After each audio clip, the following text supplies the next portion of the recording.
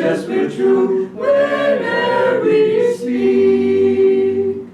Lord, may we ever know your will. Come to us when our hearts are still, as we your guidance with joy receive. May we as one your bliss achieve, as we your guidance with joy receive. May we as one your bliss achieve. And in Whispers from Eternity, Master's Book of Prayer Poems, he has a section on poems. And the first poem included there is My India. And, excuse me, interestingly, that poem, this first poem, was actually the last thing that Master ever said. He read this poem, and at the end of reading this poem, on March 7th, 1952, he left the body at a big gathering honoring the Indian ambassador. This photo was taken just moments before he read that poem. And so he had predicted earlier on, I think he said, did he say, I will die speaking of my India? I think he did. I think he predicted that also. He also said, I'll die with my boots on, which is an American, is an English phrase of saying, not dying in a hospital bed, not dying after a long sickly thing, but just sort of time to go, time to go. And so luckily in his case, he didn't go anywhere. He's still here. But this is what he writes. Not where the musk of happiness blows, not in the lands where darkness and fears never tread, not in homes where unceasing smiles reign, nor in heaven, nor prosperous lands would I be born. If once more I must assume a mortal garb, 1,000 famines may rack my body, waste my flesh, and leave me prostrate, yet I would be born again in Hindustan. 1,000,000 thieves of disease may steal my flesh, and clouds of fate send scalding showers of searing sorrow, yet would I prefer in India to reappear. Is this love of mine a blind sentiment, spurning reason's guidance? Far from it. I love India because it was there I first learned to love God and all things beautiful. Some people counsel all to seize the fickle dewdrop of life as it slips down the lotus leaf of time. They cry, live well today, tomorrow we die. Some others base their stubborn hopes on keeping their bodies always well. India, however, taught me to love above all the soul of deathless beauty within man's fragile form. That serves a higher purpose, India taught me, which lasts after everything dies. Her sages taught that one should seek the self beyond the ash heaps of discarded bodies, beyond the brief ephemeral incarnations we live, decked out in panoplies of ignorance. Through many a land, secure in power and plenty, efficiently sustained by science, my soul, whether garbed in oriental or occidental body, traveled far and wide o'er the earth. Ever stumblingly it sought itself, at last in India was its quest fulfilled. If mortal fires razed all Indian homes and desiccated her paddy fields, yet would I rather sleep on that dust, dreaming eternity, than sit on a proud throne amid royal pomp. O India, I would starve in your poor villages in preference to entertaining kings in marble mansions. Invasions have swept over India's wasted lands. Boastful conquerors have strutted their proud victories, scoffing at all they saw. They commanded abject homage. Yet has the soul of India been unconquered by any tyrant. Her independent soul has stood firm. Never will she lose her inner freedom. Her defending soldiers are her saints and rishis, who routed ignorance with calm wisdom, universal understanding, and ever-clear perception of truth. The posturing puppets sent by foreign governments to impose new ways of action, thought, belief, marauders bearing hatred, prejudice, and country's pride, never could weaken the inspiration God implanted in her soil, inspiring ever a vision of oneness, universality, and brotherhood. Among all our children of our one Father equally, my Western brothers, with material might, have overwhelmed my land.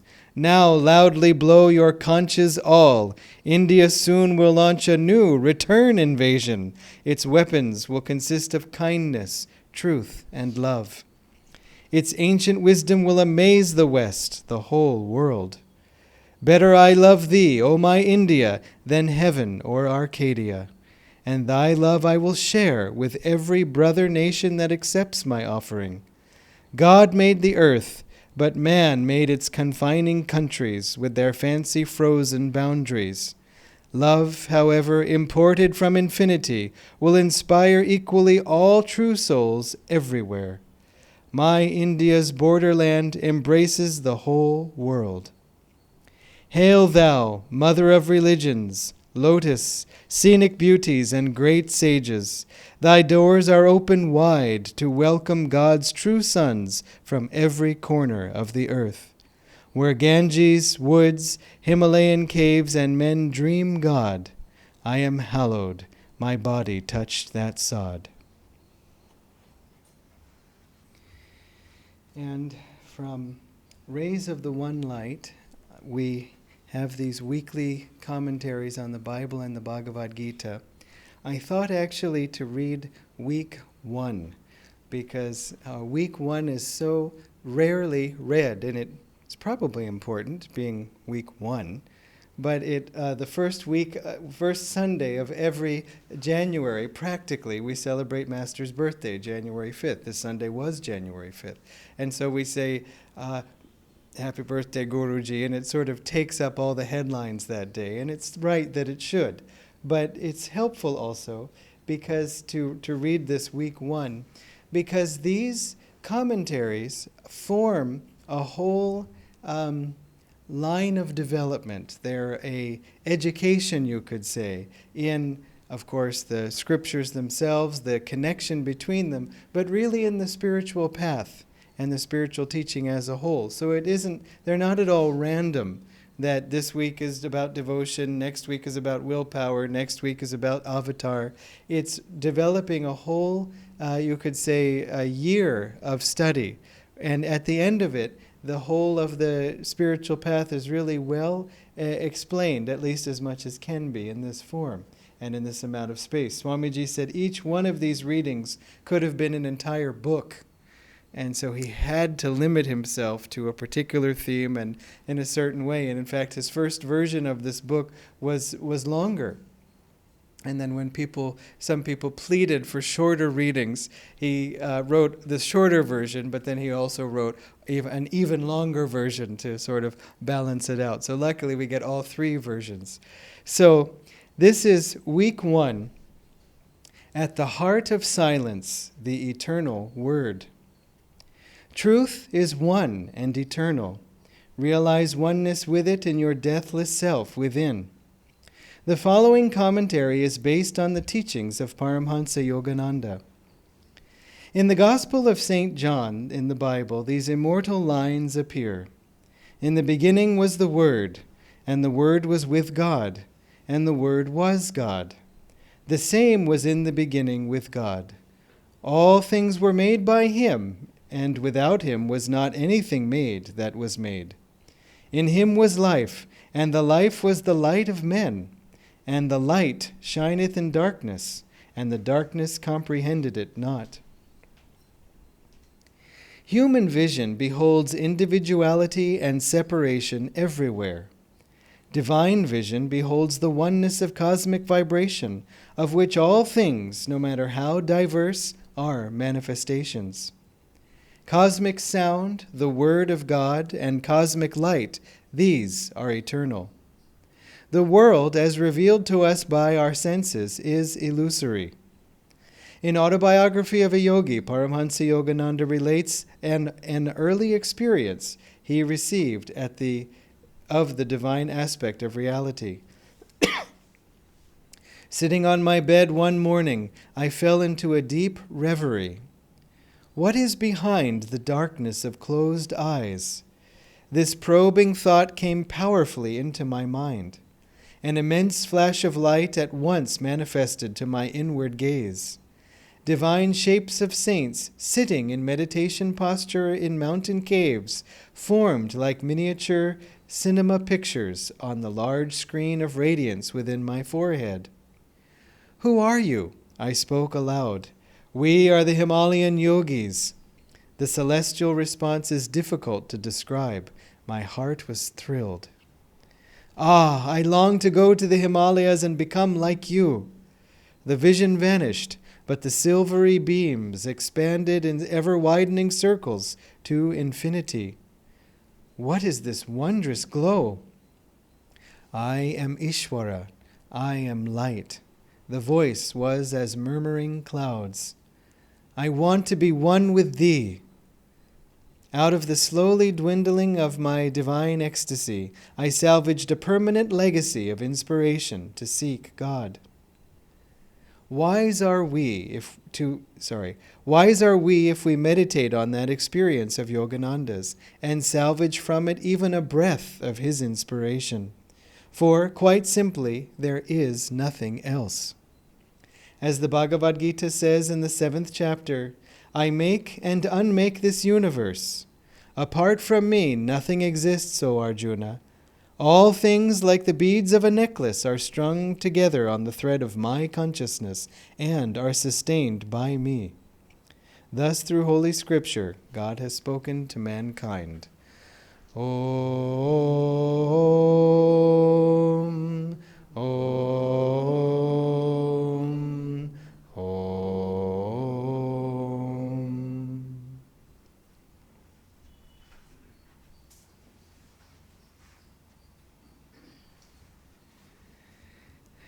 These first readings at the beginning of the year are on the Om vibration, the nature of this universe, the nature of reality, how everything has become manifested from God's consciousness and so on. About this cough, I am doing some Ayurvedic cleanse, and it's to make you well. I didn't read the fine print that says it makes you sick on the way to getting well. And so anyway, I'm enjoying the healing process. So forgive my coughing. It's very important to first understand these teachings, the nature of reality. It seems something we should be interested in and finding out the truth about. How God vibrated a portion of his consciousness to produce the appearance of two. Because if it was God watching God, it's just he himself. So, this is to have him and something. He only had himself to create out of. So we can understand all of this, and it's very practical. Because if everything is made of God, then we too are made of God, then we are inherently good. You see, and sometimes the teachings can get twisted around to say that no, we're inherently bad, or we are not worthy, or we have to make ourselves clean to be decent enough, and so on. And that can be a somewhat useful thought if it motivates us to improve ourselves, because anything that motivates us to improve ourselves is useful. But it is a useless thought if it's a way of putting ourselves down, of making ourselves feel worse, small, ridiculous. It's just not even true. That's the saddest part. And so like I said, you can draw a lot of useful teachings out of this. But also, once we are aware of these things, to whatever extent we are mentally, I don't mean that we've comprehended the true nature of the universe unless we've become the universe. So there's still more. But once we know it on a basic level, at least intellectually, it can be very inspiring then and very useful to think on a cosmic level.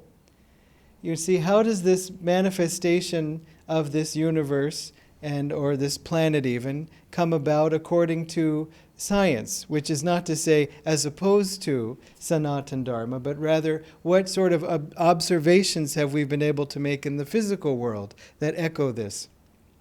As Swamiji writes in The New Path, that in space, the space in outer space, or any big far out space empty space has, for example, two atoms may be as far as 17 miles apart. And we could say, well, 17 miles isn't so far. I mean, what is that, Kanchipuram or something like that? So you sort of, can wave at each other. But 17 miles relative to the size of an atom.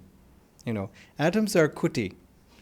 And so 17 miles, I mean, wow. How many atoms can, of whatever, of hydrogen could you string along in just even an inch, much less a mile, much less 17 miles? So it's quite far.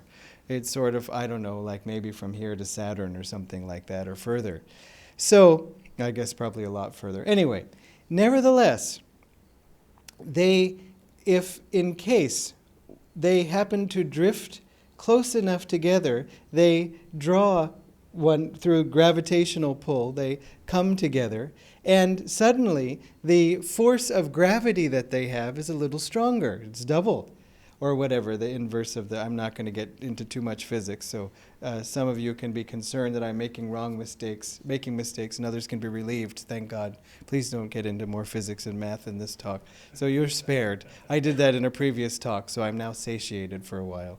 So these two atoms exert now a stronger force. So in case a third atom happens to be passing by, Thiruvanmiyur or something like that, it starts to get pulled by the gravitational force of these two. And remember, when an atom gets pulled into something like this, it's a mutual attraction. It isn't that the atom is trying to go down OMR, but it gets sucked backwards into these two. It's that it also is attracted. Remember, they are attracted to one another. The gravitational force goes both ways. It depends on the mass, so it's not necessarily equal. But just as much as when you jump off the earth, as much as the earth is pulling you towards it, to some extent you are pulling the earth up towards you.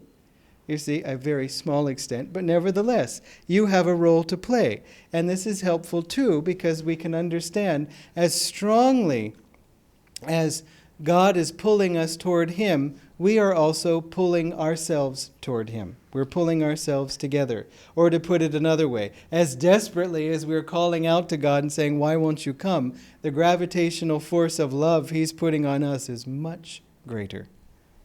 And so it is not at all that I call and talk to Him and He doesn't answer. If we only knew. And in time, the more we meditate, the more miracles we see in our lives, the more we see proof of Him pulling. Now, then you've got these three, and then more atoms, try to drive up onto Salai innocently and instead get sucked into this big, thing that's happening in CIT Nagar. And suddenly you have more and more, because it starts to become exponential, because having just two atoms so far apart, now there's this big party happening. And so this more and more come until there is so much gravitational force that there is an implosion and a star is born. This is the beginning of, for example, manifestation out in space. However it works, maybe some guys that don't fully join into the main event form little planets and rotate around and so on. And so there's other things happening. But that gravitational pull, as I said, helps us to understand quite a bit. And it's interesting to contemplate because, after all, those same atoms also make up our own bodies. We're made of atoms. And so you start thinking about, well, what kind of atoms? Are these Tamil atoms? Or are they vegetarian atoms? Or what kind, are they Hindu atoms? It's ridiculous. They're, atoms are atoms. What's even more ridiculous than that in terms of the division that we can see in outer forms and outer ways of belief, you can say to somebody, look, you know what, man, it's all atoms. It really is. And it's even more than that. It's not just that you get your set of atoms to work with and then you hang on to it for your whole life. How could that be? You remember, you start out smaller than you are now, I think. And so, certainly you must have. And so we're obviously getting more from somewhere. Are we taking some from other people? No. And so something has to happen because the matter cannot be created or destroyed, so we can only just get more or lose more. Get it or lose it, I mean. And so what's funny is that the atoms in our body are constantly coming in and out. When you inhale, you're bringing in air, you're bringing in oxygen. And those oxygen atoms are, this is where I'm starting to get on thin ice, the hemoglobin, right? They bond to the, yeah, okay, good. Just nod and I'll keep going. So the oxygen atom that was in the air is now inside of us and has become part of our blood. And so, meanwhile, it's just, flying through the sky and suddenly whoop, goes into this little tunnel, and then suddenly now it's in this red sea of blood going, oh, what's going on here? And then when we exhale and we're clearing out the blood, then the carbon dioxide or whatever that's in our system is released and goes back out. And so these things escape from the blue river, because, veins are blue. Blood is red, but it's only red once it escapes the vein and the air touches it and it turns red again. So anyway, and fascinating. So those things are liberated and they fly off again, heading for somebody else who's inhaling at that moment. So there's this whole exchange of atoms, and the atoms are coming, being a part of the body for a while and going. That's just breathing, what to speak of food. And the exchange, I think, in breathing is much more than what happens with food. But food has its own amazing thing, starting in the soil, growing up, going through all this change, and eventually, nom, nom, nom, nom. And, so we have to say that there's no such thing as these are all my atoms, like we have, in a locker, and we see, okay, Prasanna, Tulasi, everybody has their atom collection, and that's it, and don't you come near my atoms.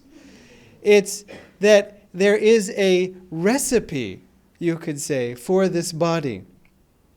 There is a program, there's code, there is a holding pattern that says when the atoms come in, arrange them in this way.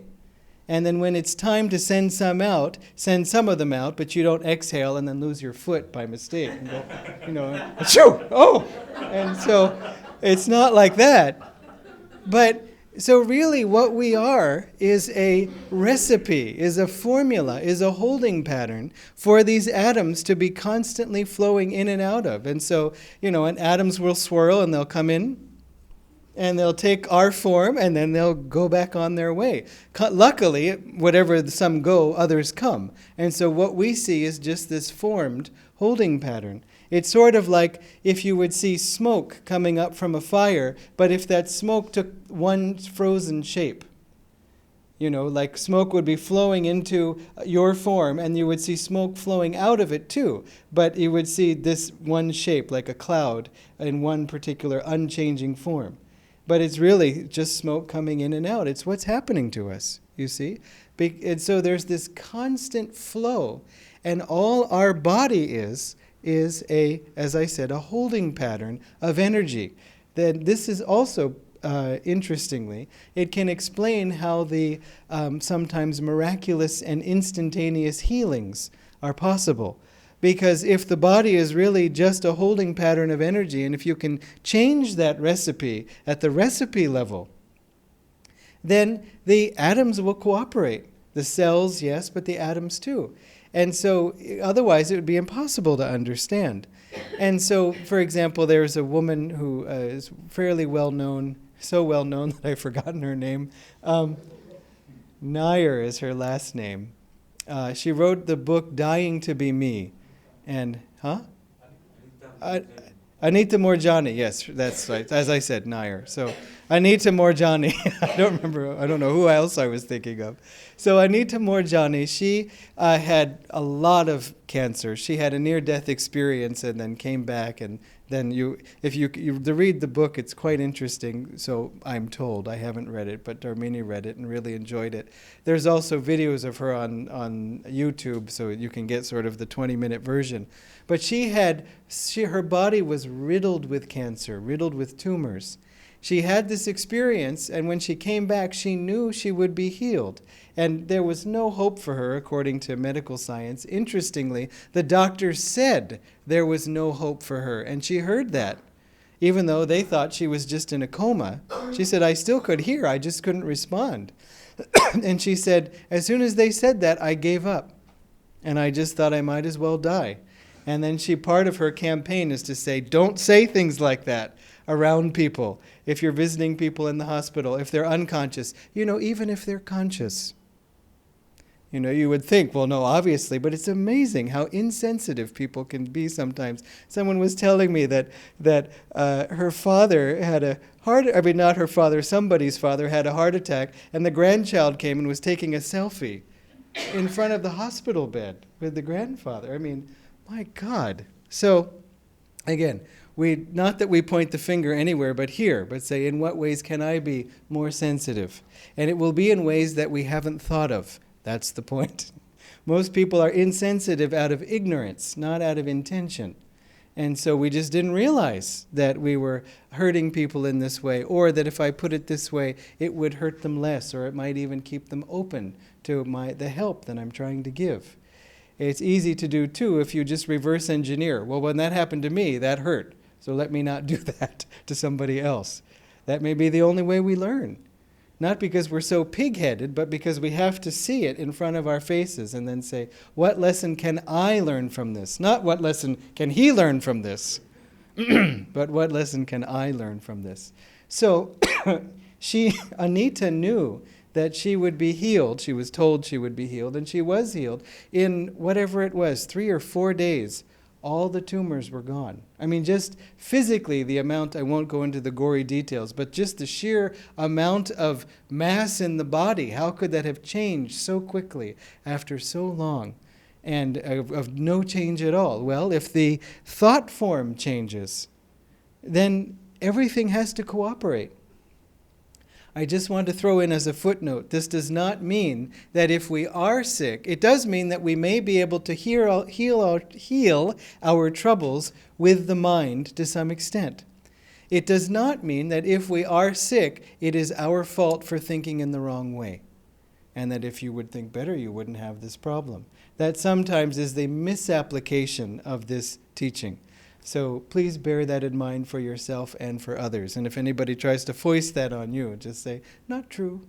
And by the way, I'm going to talk to my guru now, and there's the door. You can go.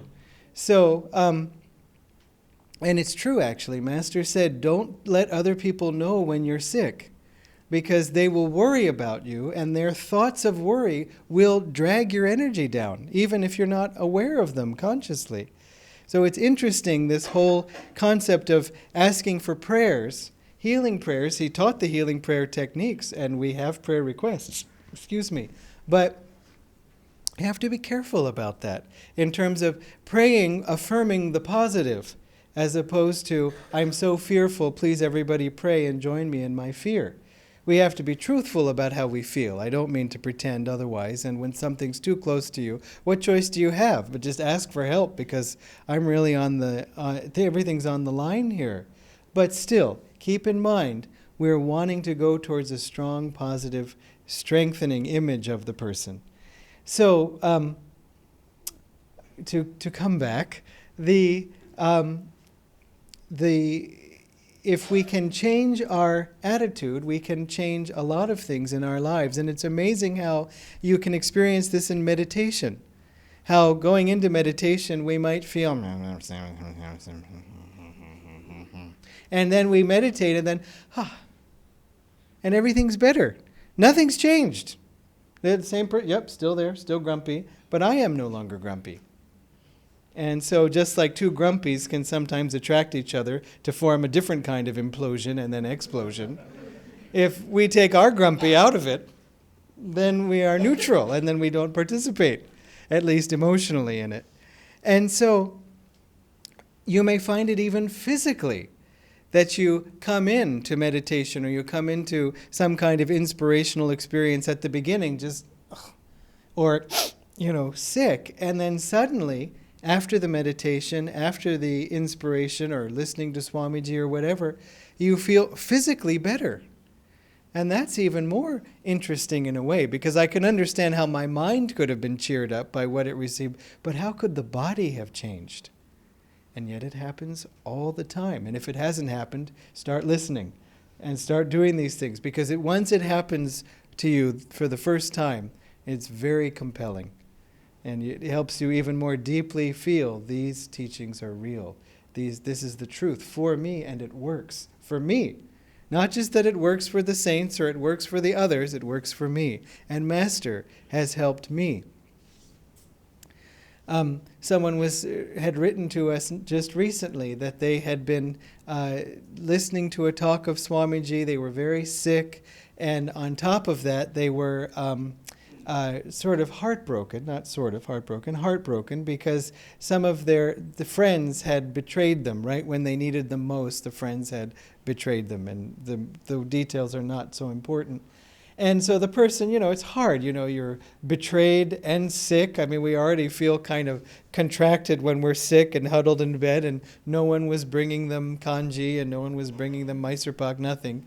And so they meditated, then they slept, and then they woke up and they saw Swamiji sitting there was a chair at the foot of the bed, and Swamiji was sitting there. And he said, "You can take care of yourself," and disappeared. And then the person, in seeing that, noticed that he was completely well. All his sickness was gone just in that moment. And it wasn't a dream, because he went on being well. And so it was sweet, because when he sent the story, he said, "You don't need to reply. I'm not wanting, that necessarily. I just wanted to be able to share this with somebody." So touching. You see, we have to keep ourselves inspired constantly on the spiritual path, because we just drift to one side and, oh yes, that's right, come back again. And that's one thing we can do for each other, and which the masters, of course, do for us constantly. So it's very helpful to think beyond the boundaries, even of this body, as I was saying, and realizing that the reality of it is very different than what we see or what we perceive through the senses. And so even just again on a physical level, I mean, we could say, yes, it's all God and it's all vibration, but even physically with this atomic exchange, it's not even what it looks like. And furthermore, everything that we can perceive, I mean, we're so pleased with all of our technology and all these things. As Swamiji said at a gathering, he said, when I was growing up, internet didn't exist, computers didn't exist, television didn't exist. He did have radio. That was about it. And some of you can either remember back to a time or remember that you have relatives who can remember back to a time. Sometimes it gets a little scary. I was saying to Rajesh something about a record. And he said, "A record?" And I said, you know what a record is, right? You know the vinyl disc that has the music on it? He said, "I've seen pictures." Just like, whoa, suddenly your age comes upon you. So we're so pleased with all of these developments, and it's good, it's wonderful. But this is still, this is because of Dwapara Yuga. That's one way to put it. We're in this ascending age of Dwapara Yuga, so we're making more discoveries and so on. We've come out of Kali Yuga. In Kali Yuga, the reality of existence is matter. The bedrock of reality is matter. There is nothing beyond matter. And so nobody really thinks this anymore if they've heard of quantum mechanics, or they've even heard that atoms are not really material but are vibrations of energy. And so, the physicists will say, no, it's not matter, it's energy. And that's in fact what you discover in Dwapara Yuga, that energy is the true basis of reality, or to put it another way, matter is made out of energy. And so it's funny because the word atom means atom, means indivisible. That which cannot be cut further. It's the building block. Except we found that you can cut the building block, and it's made out of other building blocks, and they themselves are made. So we keep going down and finding more blocks. But Master put it as electrons are there, but then there are also lifetrons and thoughttrons relating to the astral level of reality, the astral plane, the causal plane, these deeper levels. Again, it's helpful because in Dwapara Yuga, we banish the illusion of space. And this is something that we've seen in terms of how you can take a plane to the other side of the world and be there in basically about a day's time, a little over 24 hours. You can be on the other side of the world. And even if you don't want to take the plane, you can just do a WhatsApp call and you can see the person on the other side of the world. And it's really fun. If you haven't done it, just make some friend and then send them over there and then call them. Because when it's night here, it's day there. And there's just something kind of shocking about that the first time. And sort of every time I do it, just, wow, it really is somewhere else. Because when you don't get that in audio, but when you see, or it's bright here and you see the person going, time for bed, and you're saying, oh, right, the time difference. It helps to expand our mind. It's very important to always be expanding. The banishing this delusion of space, we've only just begun, in the sense that now we can get around the planet fairly well. But space means all space. And so it may be possible to travel to other planets and so on. Master said you can't, it is true that you can't travel faster than the speed of light, but certain shortcuts exist. And so he wouldn't go further into it. But it's just like saying this, the light barrier. You can't go faster than the speed of light. And if you traveled at the speed of light, it would take you 4.5 years to reach the closest star, which is Alpha Centauri or whatever it is. But still, that's like saying, the sound barrier. Planes couldn't fly faster than the sound barrier, if you remember that. And if they got too close, they would explode. It was actually quite tragic how many pilots died trying to break the sound barrier. You had to go fast enough to get through it. And then they did. And so there's not really a light barrier in the same way, but he said there's just shortcuts. And we've seen them all on Star Trek and Star Wars and other things. You can just warp somewhere or else, so fine.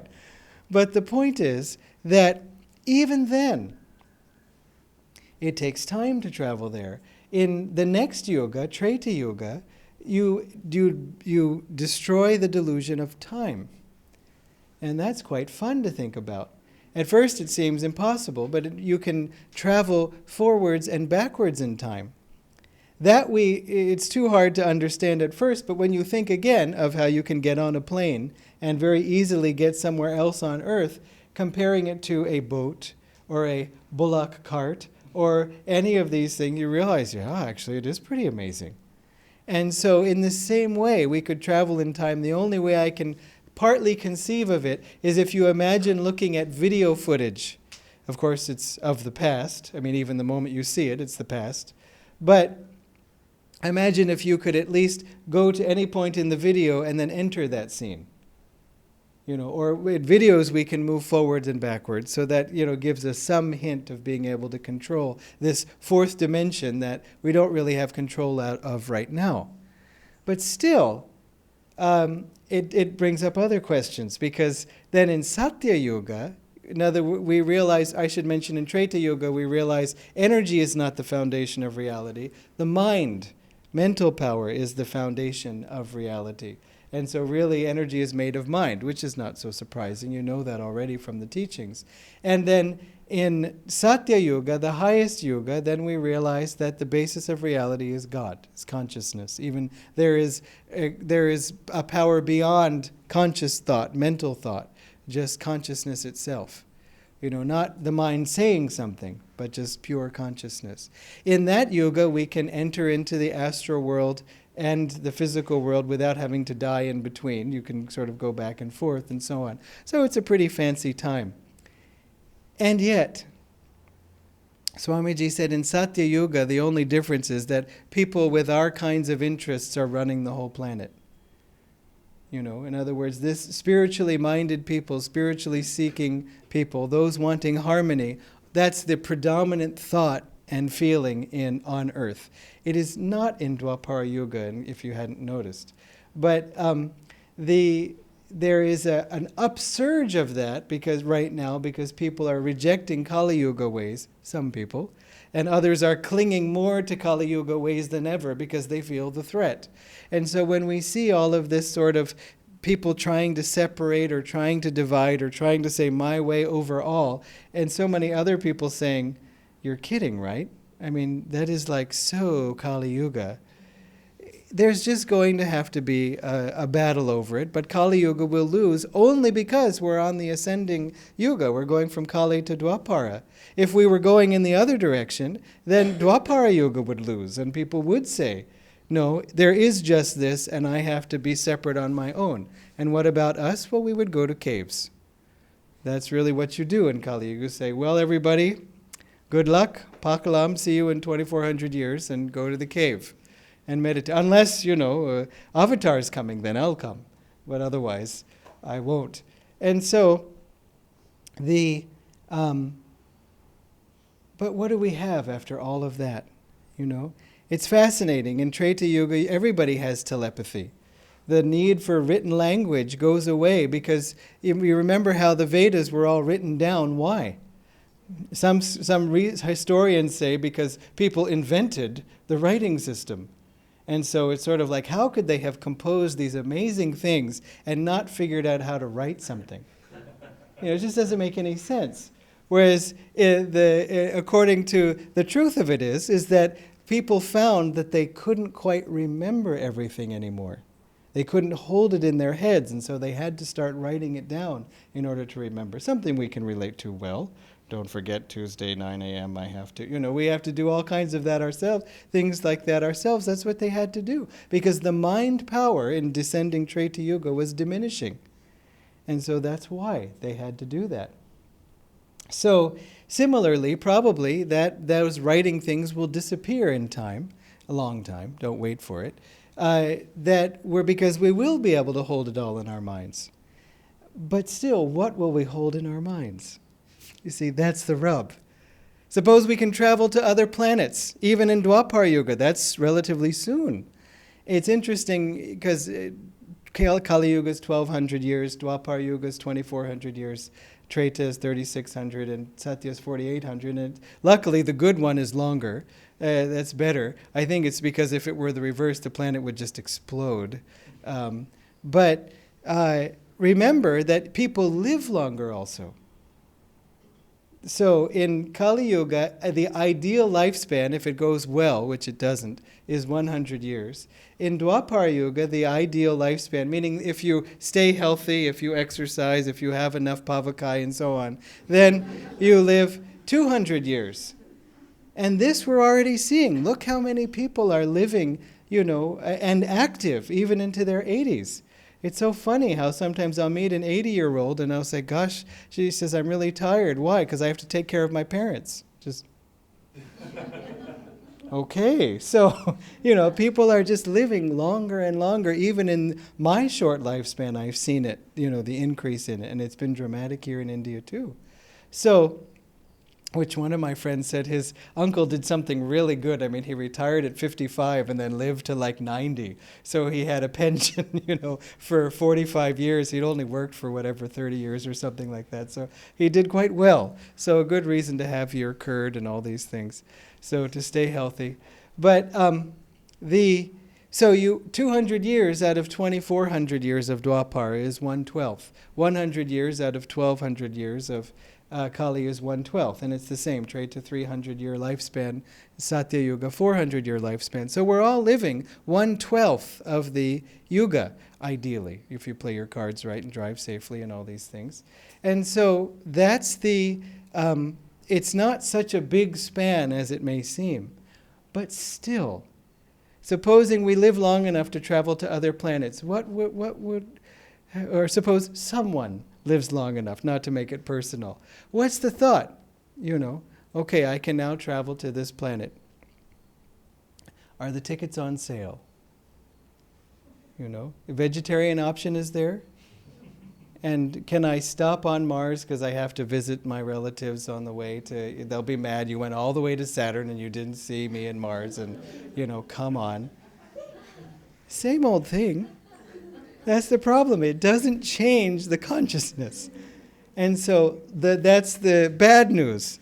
The good news is that we can do that right now. And that's what we're here to do. That's why, going from the cosmic in the reading, Swamiji then went to, I shouldn't say that's why, but we see that in what Swamiji did. Master saying, what is behind the darkness of closed eyes? So peering into the future, contemplating how exciting it would be on this earth as things get better and better, wondering about traveling to the next galaxy and so on, and all that, fine. But all of that excitement of the unknown is right before us every time we close our eyes. And we can enter into it not with a spaceship or a time machine, not necessary, just with the power of meditation.